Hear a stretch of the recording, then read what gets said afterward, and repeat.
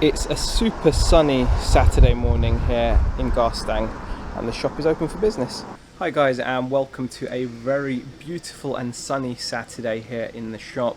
My name is Zahir. This channel is Only Cool Stuff and it's all about our high street toy and pop culture store that you can see back there, as well as our exploits reselling used goods online. Now, with it being a Saturday, of course I did pop down to the car boot this morning, and it was the first car boot of the season where we found that the stalls had started to increase the number of people turning up, and it was spreading onto the second field at St Michael's, which is my favourite, my local car boot.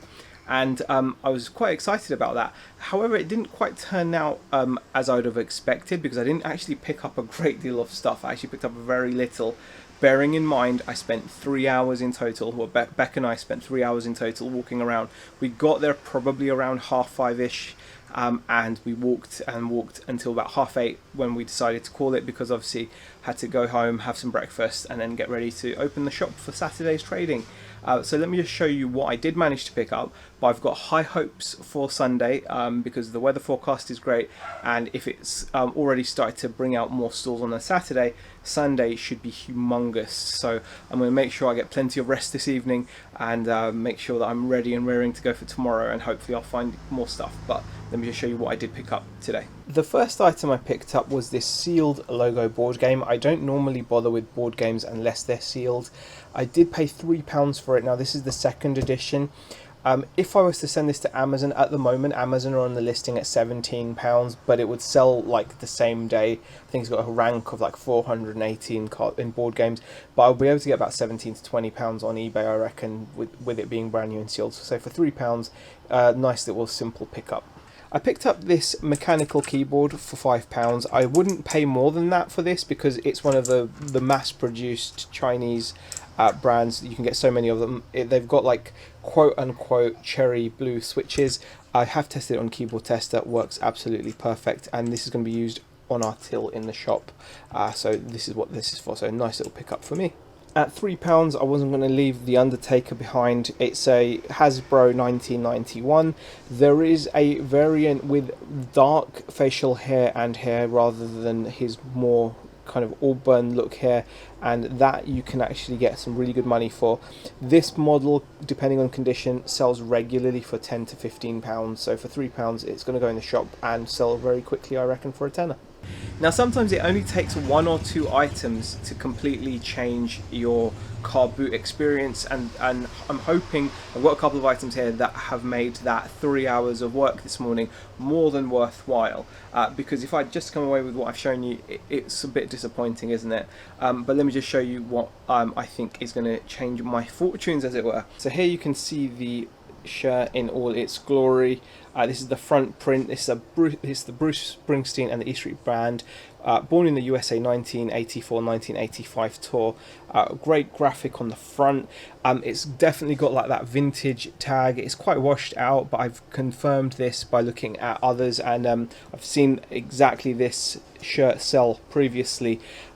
It was up at about £50 and someone took an offer on it, but I think you could probably get more if you held out a little bit. And on the rear of it you've got the born in the USA tour dates. We can see the countries that he toured in, and it's just a nice item, and I paid a whopping £2 for this, and hopefully it's going to pay off. Finally, another bit of camera gear.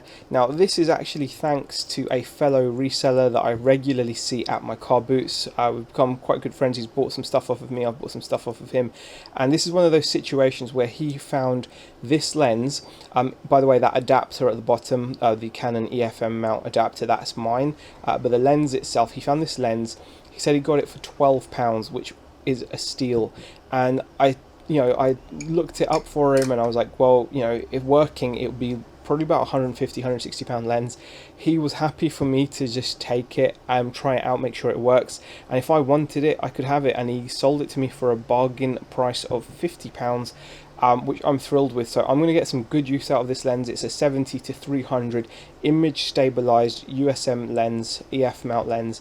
So I'm going to use it, and then if I decide in the future to get a full frame camera, which I probably will do, it'll come in handy for that. Or if I do decide to sell it, from 50 to 160 I've got a lot of profit there.